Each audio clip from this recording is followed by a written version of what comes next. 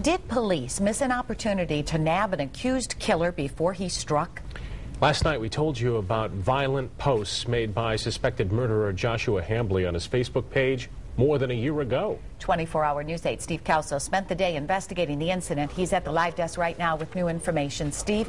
Yeah, Susie, using the Freedom of Information Act, we were able to get our hands on this today. This is the original incident report from the Ottawa County Sheriff's Department. The concerns are really about a series of posts that Hambley made on his Facebook page. The updates to his Facebook status included pictures with him with an airsoft gun making statements about his enemies, and maybe now they will believe me. In the report, Hambley's friend and the man he is accused of killing, John Dargis, is actually listed as one of the witnesses. Dargis took one of the photos in question. The report stems from an incident that took place while Hambley was a senior here at Zeeland West High School. A student noticed the post and went to the teacher.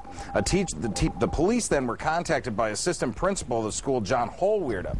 The report details the school resource officer made contact with Hambley. He told investigators that he had no intentions of ever harming anyone.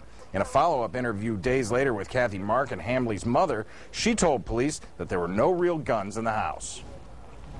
In looking at those postings, it was unclear whether he was talking about conversations with him and friends and part of their gamesmanship as it relates to the airsoft. So, I mean, that's where, when we looked at it, there just wasn't any kind of a threat expressed to an entity or another person.